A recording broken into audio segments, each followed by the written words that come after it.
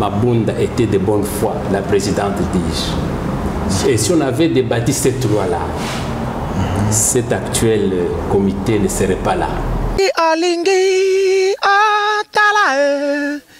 Émission Yakambangu, info plus, info plus, info plus, aïe aïe aïe aïe.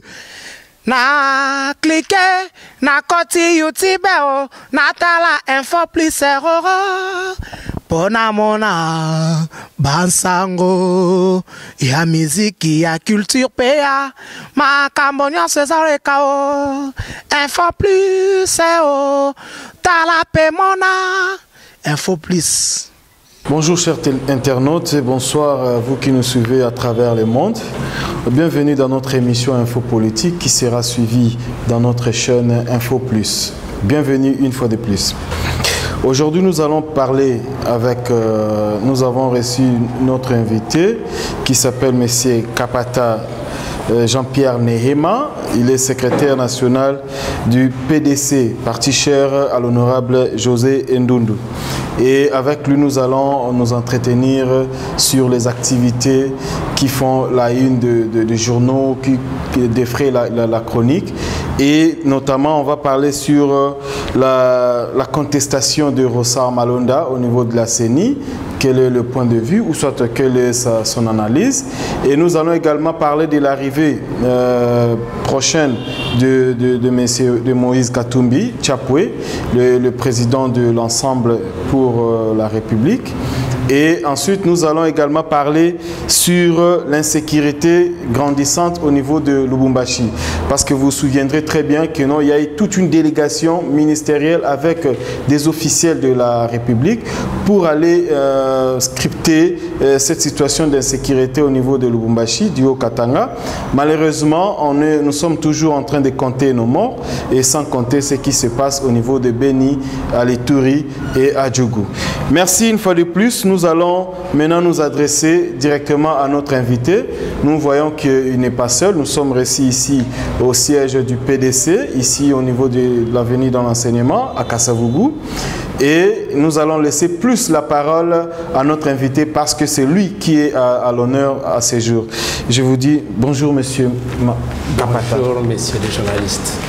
Oui, comme nous avons brossé la situation, je crois bien que vous n'êtes pas seul. Vous êtes accompagné de vos camarades du parti. Est-ce qu'on peut, d'abord, vous pouvez vous présenter? Si je mal présenté votre personne, bien qu'il y ait encore d'autres éléments qu'on peut ajouter, vous pouvez vous présenter et présenter vos camarades. D'abord, je voudrais apporter cette précision. J'interviens ici en tant qu'analyste politique. Exactement, oui.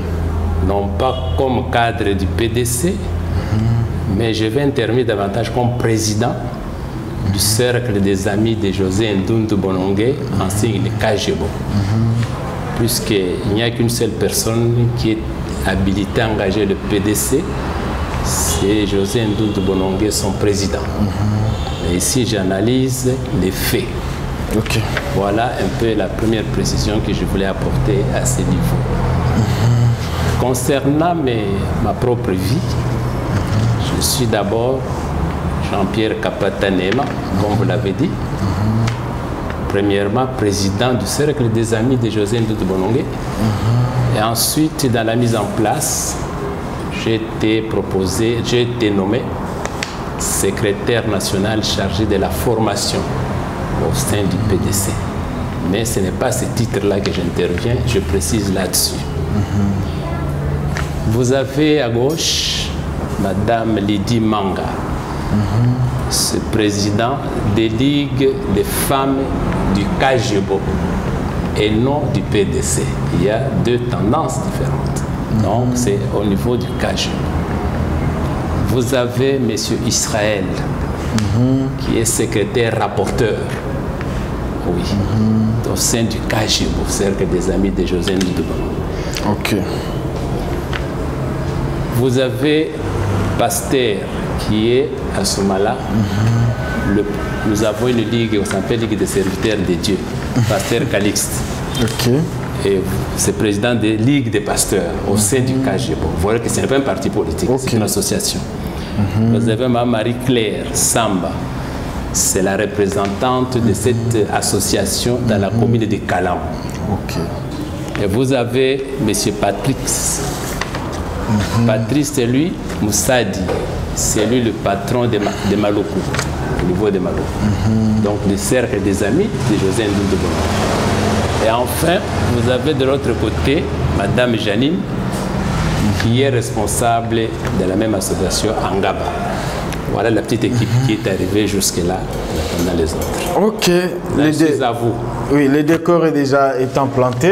Nous sommes très ravis de vous voir tous présents dans cette émission. Merci beaucoup. Avant de parler des actualités politiques, parlons un tout petit peu de José Ndoundou. C'est un patriarche de notre pays que vous avez l'honneur de présider le cercle des amis, de ses amis, donc vous considérez comme ses amis. Alors, parlez un peu de José Ndoundou. Est-ce qu'il est à Kinshasa ou il est dans son fief électoral ou natal? Non, il ne peut pas être dans son fief parce qu'il y a la session parlementaire. Oui.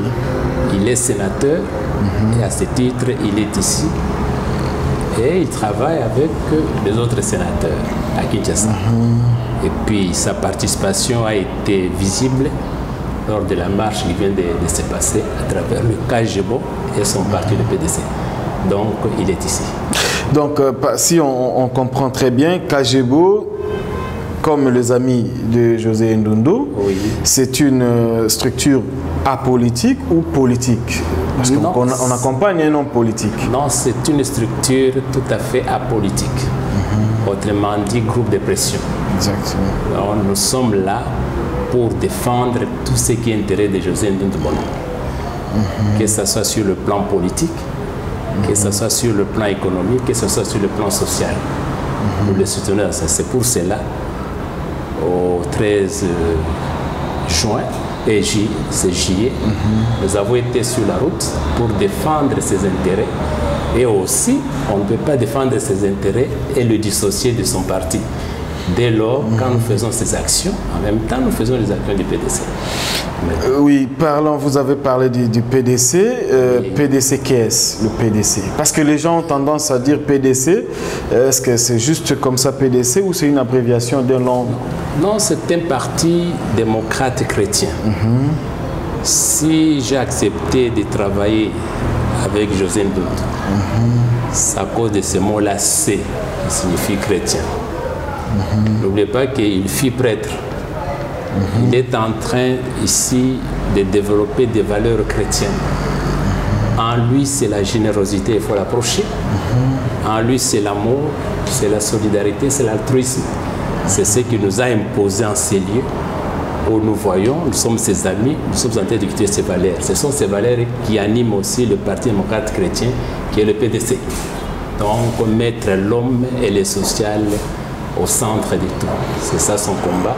Nous sommes là pour ça. On va y arriver peut-être son approchement avec Moïse Katumbi. Est-ce que c'était des occasions, des circonstances ou soit c'était par conviction son rapprochement avec Moïse Katumbi? Non, ce n'est pas des... D'abord, de toute façon, c'est qu'il faut considérer quelle est la vision chrétienne. La vision chrétienne, c'est la justice.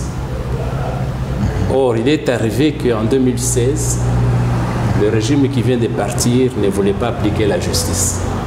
C'est comme ça qu'on dit ce qui se ressemble, ça semble.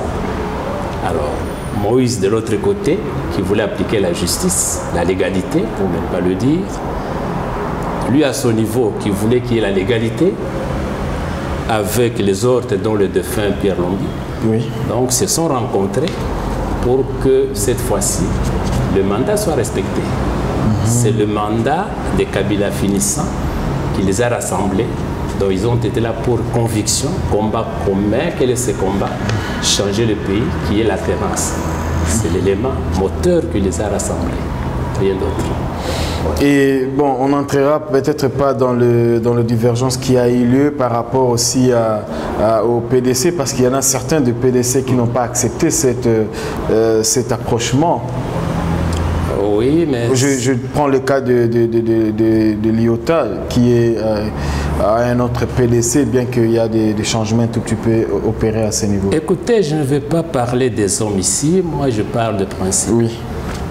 Vous êtes journaliste, vous savez, on parle des petits hommes qui parlent des ici, les moyens ici, les grands hommes parlent des idées. Oui. J'ai suivi José Ndoundou par conviction. Moi aussi je pouvais, j'étais de l'autre côté et j'occupais des hautes fonctions là-bas. Si c'était pour cela, moi aussi je traverserais. Mais j'ai trouvé que la justice qu'il défend, c'est aussi la justice que je défends.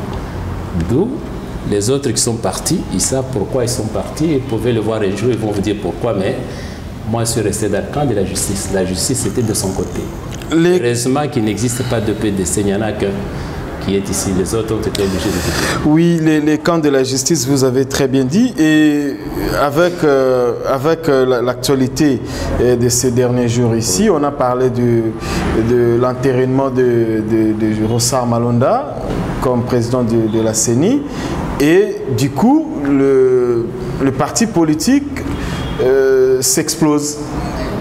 Nous avons vu le 9 juillet avec l'UDPS et ses alliances, ainsi que le 13, nous avons vu la Mouka, dont vous êtes aussi, vous faites partie de la Mouka, je crois bien. Exact. Donc, vous avez également marché, vous avez d'ailleurs si bien dit ici que non, même le patriarche José Ndoundou était dans la marche. À travers nous-mêmes. Oui. À travers vous, donc oui. Lorsque je parle de José Ndoundou, c'est vous également, exact. Parce que nous avons vu flotter les drapeaux du PDC, exact. Aux côtés de Jean-Pierre Bemba et les autres, tout le monde. Maintenant, pourquoi vous réfutez Malonda? D'abord, monsieur le journaliste, vous venez de suivre ici que nous sommes allés dans cette alliance avec Moïse pour la justice. Ce qui s'est passé en 2018, j'étais candidat député national. Avec modestie, je vous dirais que j'ai les bases dans les 24 communes et je ne suis pas sorti. Parmi ceux qui nous ont cassés, il y a Ronsard. Comment je pouvais accepter l'élection qui a été maillée, même le président sortant, même le président actuel, même la communauté, tous ont reconnu que c'était mauvais. La Bible dit on ne peut pas mettre du bon vin dans les vieilles huîtres. Ronsard est une vieille huître. Quelles que soient les réformes qu'on peut faire, on trouve que celui qui l'applique, c'est ce monsieur-là, ça ne veut pas aller. Ça, c'est la première raison. Deuxième raison, le Parlement, l'Assemblée lui-même l'a dit à travers ses meilleurs de ses députés, dont les C5. Ça devrait passer par une commission qui devrait d'abord discuter, poser des problèmes. La présidente de l'Assemblée ne l'a pas fait. Cette commission n'a pas discuté, n'a pas traité du cas Malon. C'est-à-dire, il y a quelque chose qui se cachait dedans. Et notre élément très important, toujours ici je cite le professeur Ndjoli,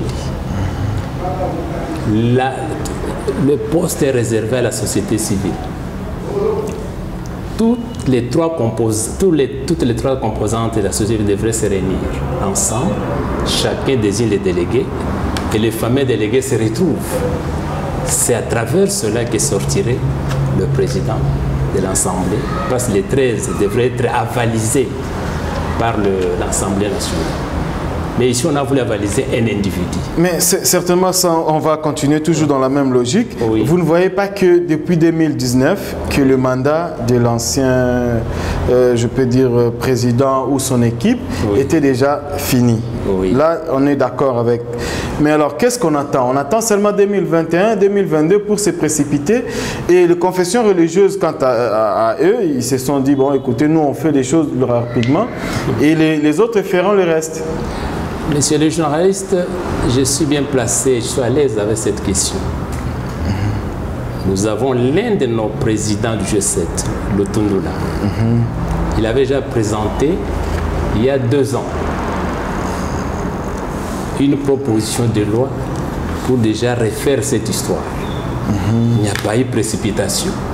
Et cette loi n'a jamais été débattue jusqu'aujourd'hui à l'Assemblée. Si Mabunda était de bonne foi, la présidente dis-je, Et si on avait débattu cette loi-là, cet actuel comité ne serait pas là.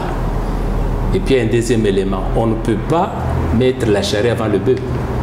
Et si on avait audité le rapport du Sénat, du mandat passé de la CENI, tout devrait partir comme sur des roulettes. Maintenant, on allait mettre sur le terrain les nouveaux cadres. Mais on ne peut pas... Vous savez, en philosophie, il est dit, lorsque déjà les bases sont mauvaises, dans le cas de syllogisme, tout ce qu'on peut récolter. Les prémices sont... Qu'est-ce que vous voulez? Vous voulez que nous puissions bâtir sur les mauvaises prémices et la conclusion sera laquelle? C'est comme ça que mieux vaut accepter qu'on passe par des réformes. Peut-être, ça m'engage que moi, même s'il faille prolonger, mais pourvu qu'on fasse quelque chose de bien, qu'on ne puisse pas arriver encore à des troubles que nous avons connus en 2006, en 2011 comme en 2018. À quoi servirait d'aller vite tout en sachant que ça va créer les mêmes causes produisant les mêmes effets? Et vous ne trouverez pas que vous mettez aussi, vous compliquez davantage les choses au niveau du Parlement, parce que ces du FCC, ils sont nombreux en termes de nombre, majoritaire, et vous êtes minoritaire. J'ai suivi l'honorable Christophe Lutundula lorsqu'il a parlé de sa proposition, et jusqu'à aujourd'hui, c'est vraiment une lettre morte, comme on dit. La présidente ne faisait que lui dire attendre, on est en train de faire ceci, c'est déjà dans la commission. Jusqu'à aujourd'hui, ce n'est pas encore débattu. Alors, si on récupère cette proposition et qu'on arrive à débattre là-dessus, vous ne trouverez pas que l'Assemblée nationale risque de les rejeter, ou soit de continuer de faire des réformes qui, d'une certaine façon, ne répondraient également pas aux besoins du peuple, parce qu'ils sont majoritaires. Messieurs les journalistes, vous savez, quand vous parlez de cette majorité qui existe, je crois que aujourd'hui, ce n'est pas cette majorité qui parle. Maintenant, c'est la rue. La vraie majorité, elle vient de se présenter le 9, elle vient de se présenter le 13, elle va encore agir ce dimanche. Ces gens qui sont là, qui sont les honorables députés, excusez-moi entre guillemets, nous les avons votés pour représenter nos aspirations. Mais ils ne le font pas. Et si nous devons attendre que cette majorité vote des lois contre nous, mais nous allons les obliger à voter les lois pour nous. Ces lois-là, c'est ça les pressions que nous sommes en train de mettre. Je vous ai présenté ces groupes comme étant associations, mouvements de pression. Nos intérêts, nous avons trouvé qu'ils sont bafoués. Et avec tant d'autres qui trouvent que leurs intérêts sont bafoués, nous sommes là pour forcer la fameuse majorité à céder. Et il va céder. Ils ont cédé en 2015 et la loi de la raison va partir parce qu'on dit la voix du peuple, c'est la voix de Dieu. Je sais que tout va changer à ce niveau. Oui, on change maintenant de chapitre parce qu'on a longuement parlé de ces points de Ronsard Malonda, que vous avez déjà dit que non, il doit partir. Et la suite, quelle serait la suite avant de boucler ces points? Bon, ici, je préfère un peu récupérer ce que nos chefs disent. Pour eux, la vraie suite, d'abord, ce sont des réformes. Je crois que bien auparavant, l'un des... Mais l'entérinement est déjà là, parce que il y en a d'autres qui disent qu'après 15 jours, si le président ne fait pas une ordonnance, et le président de la CENI entre des faits. Si vous m'avez bien suivi, il y a un langage qui parle maintenant. Qu'ils fassent ce qu'ils veulent, mais il y a un langage qui est déjà en cours. Il y aura toujours des solutions politiques parce que nous sommes déjà habitués avec des combules, des politiques, des solutions. Après avoir tout gâché, nous avons vu des morts ici à Kinshasa et à Lubumbashi par rapport à ces revendications. Et un mot, juste placer un mot par rapport à... Est-ce qu'on peut toujours continuer, soit on va toujours continuer avec des combines politiciennes pour trouver des solutions pour le pays? Écoutez, bon, excusez-moi de vous dire, vous êtes presque mon enfant. J'ai eu la grâce de vivre l'époque coloniale. Et je suis arrivé à l'époque, j'ai connu Kassavo, Mobutu, Mouzé, et puis finalement, Joseph et Étienne. Et Félix. Et Félix, excuse-moi. Il n'y a que des combines. Adoula est passé par des combines. Oui. Kimba Evariste par des combines qui créent toujours des problèmes. Même la Tchombe également, c'était par des combines. Non, Tchombe, c'était un autre cas tout à fait différent. Il n'y a pas de combine. Lui est sorti président provincial du Katanga en 60. Non, pour devenir Premier ministre, par exemple, c'était aussi des Oui, combines. ah, merci beaucoup. Par des combines, après la guerre des rébellions. Les rébellions, Oui. il est revenu. Tout des est combines. là.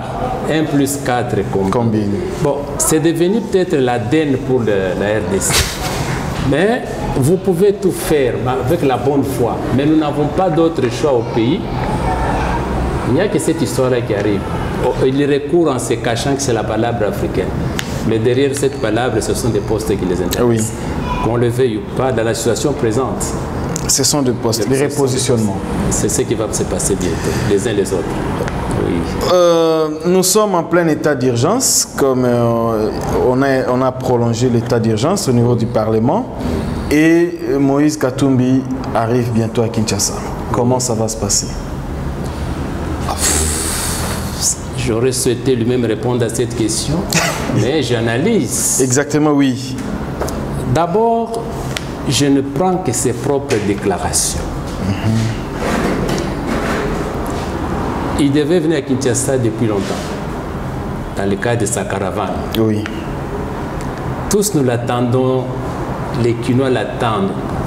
Malheureusement, les circonstances ont fait que ce voyage a été différé.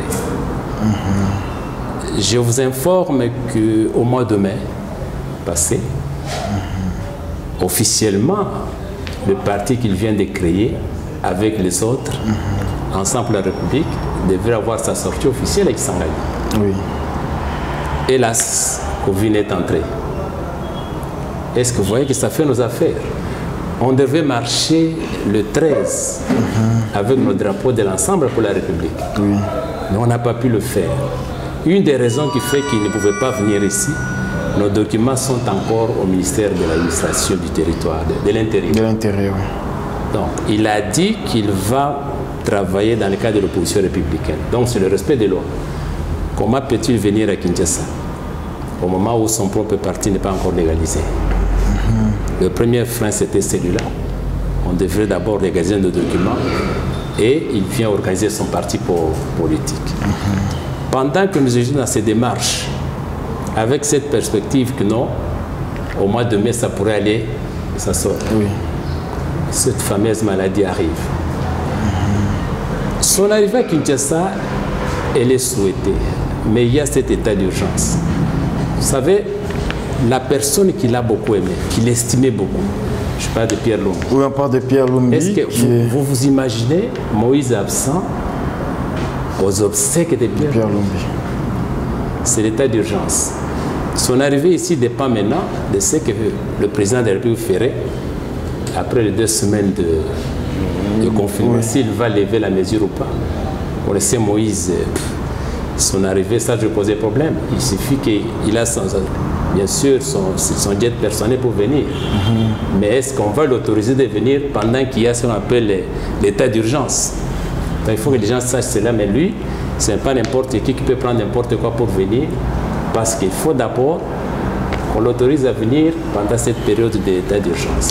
Vous avez parlé de Moïse Katumbi qui dit qu'il va respecter, ou il fait l'opposition républicaine tout en respectant les lois. Oui. C'est pourquoi il n'a pas marché le 13 et les autres disent que c'est un peureux. Il a peur. Écoutez, dire que respecter... La Constitution, qu'est-ce qu'il dit? On ne peut pas respecter des lois iniques.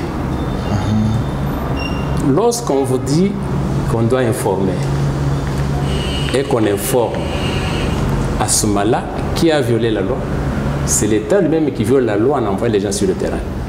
Parce qu'ils ne sont pas dans un régime d'autorisation, mais d'information. Là, c'est un aspect. Maintenant, pour répondre à votre question, monsieur le journaliste, on le traite de peureux. Il a eu peur de ne pas marcher. Mais vous savez, Boileau a dit, le style c'est l'homme. C'est un sportif. En tant que sportif, il sait quand marquer Et quand se retenir? Lorsque Vite est appelé ici Djombo le soir, vous pouvez jouer comme vous voulez. Mais quand on arrive vers le soir, tout le monde a peur de Vite maintenant. Qu'est-ce qui va se passer? Il va créer des surprises. Il vous a parlé de 3 pénaltys. Il dit, 3e pénalty ne passera pas. Est-ce que le 3e pénalty est passé? C'est vous qui avez la réponse. C'est Félix maintenant qui est au pouvoir. Après Kabila. Vous savez, il faut recourir à la source de celui qu'on appelle Moïse Katumbi Tchapou. Je suis historien et j'aborde ce plan sur le plan histoire, c'est pas sur le plan politique. Royaume de Garengaze, roi Moussiri, ce sont les origines de Moïse Katumbi. Et vous connaissez ce que Moussiri a fait. Il a résisté contre le Belge. Et le capitaine Boston l'a tué parce qu'il ne voulait pas qu'on annexe son royaume. Oui. Mais il est de cette racine-là. Croyez-vous une telle personne avec le sang de Moussiri avoir peur sur quoi que ce soit? Si Moïse avait peur, je crois que lorsqu'on lui dit, lui pour revenir ici dans le cercueil, mais le Messie est ici. Le problème du Katanga, il faut le situer sur le plan historique. Il y a 2 tribus, pour ne pas dire 2 provinces, qui rivalisent depuis 1960. Oui. Vous avez d'un côté les originaires du Kasaï, qu'on appelle au Katanga les Katangais authentiques et du cœur. Et puis vous avez les Katangais authentiques. La Belgique a fait son jeu depuis 1960 pour opposer les 2 provinces qui vivaient amicalement. Je vous dis que je suis né de là. Mais je ne suis pas de là. Moi, on m'appelle Katangais tout simplement du cœur. Mais comment les Katangais du cœur authentique devraient à un certain moment venir aux armes? Si on vit l'histoire, les politiciens sont là toujours pour essayer d'enflammer le Katanga à travers les 2 provinces. Aujourd'hui, il y a Tshisekedi, l'une des provinces qui prend part là-bas. Oui. Et vous avez Moïse Katumbi. Mais le premier ministre qui est du FCC et du Katanga. Oui. L'ancien président du Katanga. Maintenant, les combats aujourd'hui entre le Cash et le FCC, au lieu de se terminer sur le plan politique, il risque de dégénérer sur le plan sociologique. Alors, si aujourd'hui les Kasaïs ont été récupérés en 1990 chassés, le problème c'était quoi? C'est parce que par moment, je n'ai pas dit que les Kasaïs sont toujours nets, ils ont fait marcher un chien avec une cravate. Il dit maintenant nous avons amené ça. Et cela a amené ce qui s'est terminé au Katanga. Donc nous sommes en train de vivre sur ce qu'on peut appeler les charbons ardents et qui peuvent d'un moment à l'autre. Aujourd'hui, il y a beaucoup de mouvements qui fustigent aussi vraiment cette flambée d'insécurité liée entre guillemets au tribalisme. Oui. Et c'est vraiment exacerbé au niveau du Haut-Katanga, où il y a même toute une mission gouvernementale du Haut-Katanga pour donner des éclaircissements ou éclairer par rapport à cette situation. Et aujourd'hui, il y a encore des tués. Mais qui exacerbe? Vous savez, le pire des moments difficiles que cette province a connus, c'est à l'époque où les Kasaïs ont été chassés. Mais Moïse a quitté le Katanga et est allé au Kasaï pour demander pardon aux Kasaïens. Et Kyungu et les représentants des Kasaïs ont signé ce qu'on appelle vraiment un calumet de la paix, de la paix, où personne ne peut agresser l'autre. Donc, ce sont les 2 provinces qui vivent maintenant à l'aise. Mais qu'est-ce qui se passe aujourd'hui? Ce ne sont pas les populations du Katanga comme du Kasaï qui sont en train de se chercher, qui veulent s'entraider. Non. Maintenant, c'est comme ce qui se passe à l'Est. Aujourd'hui, les politiciens de tous bords sont en train maintenant d'attiser pour que cette histoire arrive et qu'ils puissent récupérer. Est-ce que ce n'est pas aussi par les sentiments de population au niveau interne? Parce que souvent on dit que le Katanga, Léo Katanga a au moins cet esprit sécessionniste. On a aussi accusé à un moment Moïse Katumbi lorsqu'il était gouverneur. Il disait que non, pour arriver au Katanga, il faut un passeport. Est-ce que vous ne voyez pas qu'il y a déjà cet esprit sécessionniste qui hante les esprits? Écoutez, j'ai toujours dit aux membres que je forme que je suis bien placé au Katanga pour y être né et vécu. Il y a une chanson qu'on nous imposait à l'école primaire. Notre Congo sera toujours uni. Il gardera toujours son unité. Et nous avons grandi avec elle. Notre génération a ça en tête. Au Katanga, il n'y avait jamais Moulouba, un Lunda, un Moulouba 4, un Moubemba. Il n'y en avait pas. Mais en 60, avec l'avènement de Lumumba et Kalonji Albert, maintenant, ils se sont opposés à Mounongo Godefroy et Moïse Tchombe. Le combat commence. Pour dire que le Katanga n'est pas sécessionniste, pourquoi on a immortalisé Janson Sendou? C'est l'unique qui s'est opposé à Tchombe pour que le Katanga ne puisse pas être séparé du reste de la RDC. Voilà pourquoi nous avons cette unité. Non, généraliser que les Katangais sont sécessionnistes, c'est faux. Il y en a qui ont cette... Même dans le Kivu, on a vu même la République du Kivu. Il y a les autres qui parlent aussi de ça. Non, il y a toujours les extrémistes partout. Mais il faut compter plutôt sur cette majorité qui aiment vivre ensemble. Le Kasaï ne peut vivre sans les Katanga et le Katanga ne peut vivre sans les... Et comme l'Ituri a toujours demandé aussi son autonomie. On ne peut pas généraliser. Et puis l'histoire de la sécession katangaise. Non, c'est l'ignominière du Haut-Katanga, aujourd'hui la Gécamine, qui a tout fait avec la Belgique à la tête pour opposer les enfants du Katanga et du Kasaï. Je vous dis que l'un des premiers intellectuels du Katanga et qui résidait dans l'Assemblée provinciale du Katanga à l'époque, c'était un Kasaï qui s'appelle Kalonji Isaac. Les gens le connaissent. Mais il n'y avait aucun problème. Mounongo Godefroy était parmi les meilleurs intellectuels. Tous vivaient ensemble, parmi ceux qu'on appelle les évolués de l'époque. Mais pourquoi cela n'arrivait pas? Quand vous voyez l'équipe de Mazembe, depuis son origine, on parle, ce sont les Kasaïens. Le Saint-Éloi Lupopo, ce sont les Katangais. Mais jamais cela a dégénéré dans des combats tels qu'on le voit aujourd'hui. Non, que les politiciens laissent les populations katangaises et les populations vivent ensemble. En bonne intelligence. Oui, j'ai étudié toute mon école primaire là-bas. Mon université, j'ai étudié l'université de Lumbashi, IOC. Donc, ça n'a jamais vécu. Il a fallu que je quitte l'université en 1975 à Lumbashi pour entendre l'histoire de Lititi Boka. Mais nous avons vécu avec les Rwandais, les Roubero ici.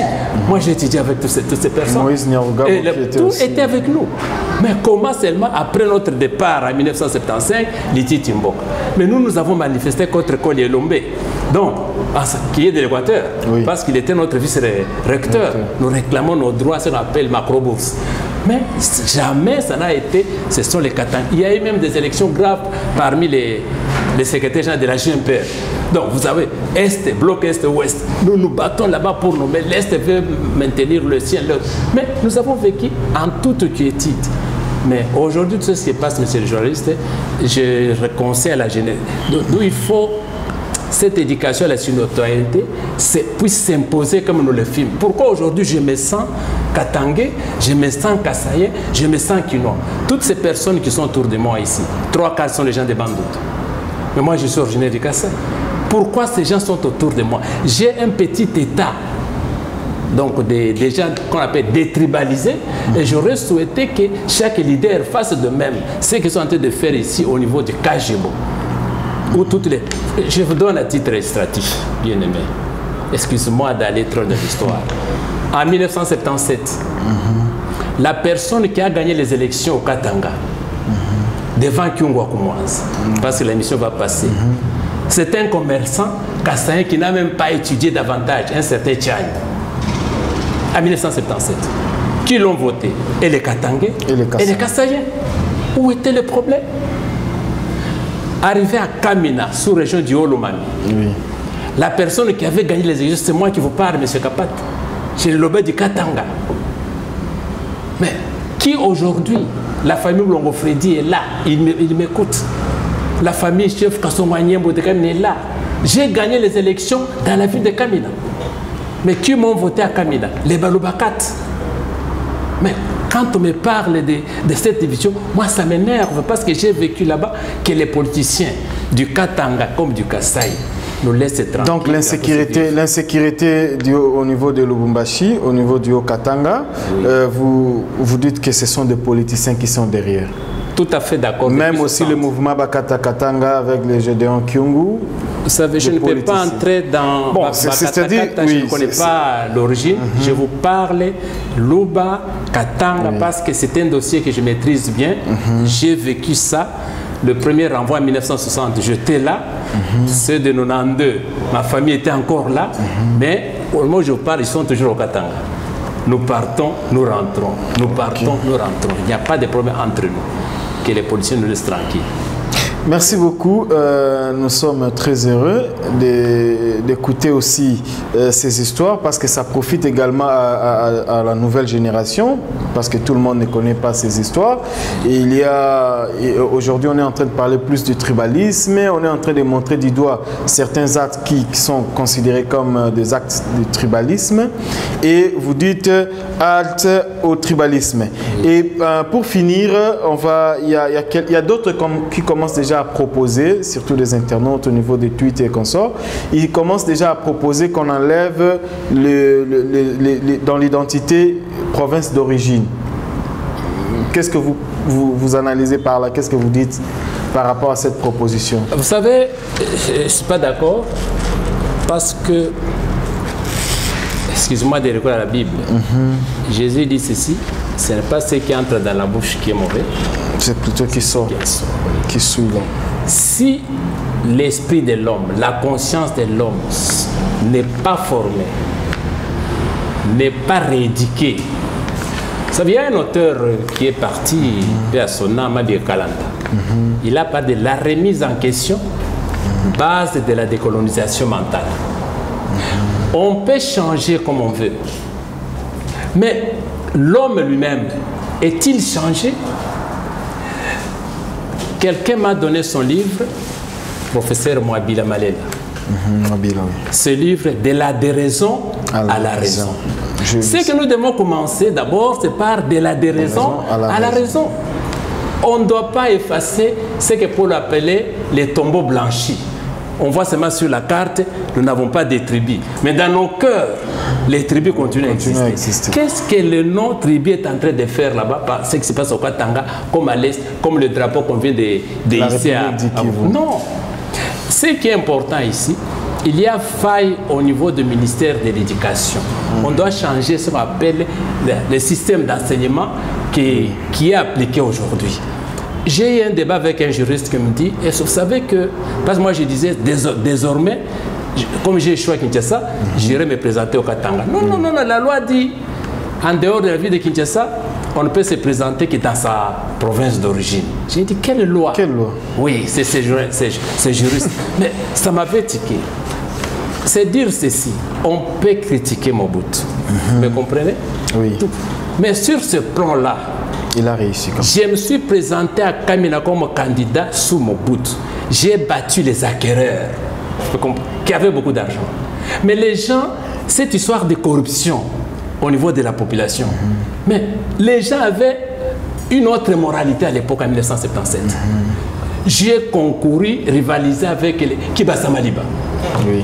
Mais j'étais qui? Enseignant. Et je faisais ma campagne électorale à vélo. Mais la conscience de ces gens ne voyaient pas en moi Moulouba, du Kasaï, même le discours de Kibasa n'était pas qu'ils ne votaient pas ces messieurs. Mais qu'est-ce que les politiciens C'est comme nous avons vu la fois dernière avec la campagne électorale où on disait qu'il n'est pas de chez nous. Il y a des choses comme ça que nous avons entendues. Non. Qu'on revienne, mais connaissez un peu les gens du bureau politique. Il y avait une école à l'époque de Mobutu, Makandaka. Mais pourquoi des genres d'écoles ne peuvent pas arriver où on doit nous imposer ce qu'on... Mobutu n'avait pas que ce qui est mauvais. Quand on dit l'unité nationale, il l'a bâti sur quoi? C'est sur l'éducation. Mais aujourd'hui, cela n'existait pas. Les enfants ne sont pas encadrés. Aujourd'hui, un Kasaï ne saura même pas être gouverneur au Kivu. Par exemple. Et pourtant, il y a notre ami de l'Arc, Konde Villa Kikanda, a fait le merveille là-bas. Au nord Kivu, jusqu'à aujourd'hui. Mais Koyagialo, J'ai connu son règne au Katanga. Oui. Mais ces gens-là aujourd'hui, même certains amis... Zouzou Ambombo qui était au niveau du Bas-Congo, Bandundu, Kinshasa également. Le problème n'est pas de carte d'identité. Aux provinces ou quoi, c'est pas ça. Avec Mobutu, nous avons un problème. Même les territoires, il y en avait, même le clan. Mais aujourd'hui, tout cela n'est... Mais quand je regarde même sur ce... Bon, excusez-moi... Merci beaucoup. C'était pas peut-être. On aura une autre émission spécialisée aussi sur ce genre d'histoire pour éclairer la lanterne de l'opinion. Parce qu'aujourd'hui, on n'a pas d'histoire. Vous avez dit qu'il faut réformer au niveau de l'enseignement. Parce qu'il y a trop de novellas, il y a trop de futilité au niveau des médias également qui n'accompagnent pas l'éducation. Et les nouvelles générations ne savent presque rien de l'histoire ou rien de la République. Merci beaucoup, chers internautes. S'il vous plaît, une minute. Oui. Monsieur le journaliste, vous savez que Laurent Gbagbo, il a laissé, il a dit, tout politicien, pour qu'il soit meilleur, il doit étudier l'histoire. Oui, raison pour laquelle je suis allé moi-même faire l'histoire. C'est difficile, tout ce que je vous raconte, c'est grâce à l'histoire. Donc, c'est ce que je voulais vous dire, que l'enseignement de l'histoire soit approfondi, qu'il soit au niveau de quelle histoire de notre pays. Qu'on sait, c'est pas besoin de Napoléon et qu'on sort. Bien qu'au niveau des universités, il y a très peu d'étudiants au département d'histoire. Avec raison, parce qu'on n'arrive pas à valoriser l'histoire. Aujourd'hui, je suis politicien, bien aimé. Excuse-moi, je ne suis qu'une licencié en histoire. Mais je n'ai jamais appliqué ce que j'ai étudié à l'université comme enseignant. Comme domaine, mais je fais autre chose comme conseiller des hommes politiques, grâce à l'histoire. Mais si on arrivait à valoriser, à montrer le bien fondé de l'histoire, il y aura beaucoup de candidats au département d'histoire. Merci. Merci beaucoup. On dit bye bye. On s'est dit déjà au revoir. J'ai des annonces maintenant. Merci beaucoup, chers internautes. Nous voici à la fin de notre émission Info Politique. Et moi, je vous retrouve à la prochaine édition. D'ici là, bye bye.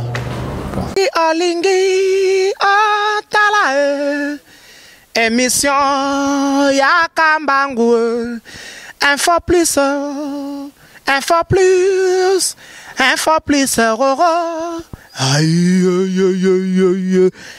Na cliquer, na koti YouTube, na tala info plus. Pona mona bansango ya miziki ya culture pea makambonyo César Kao info plus tala pe mona info plus.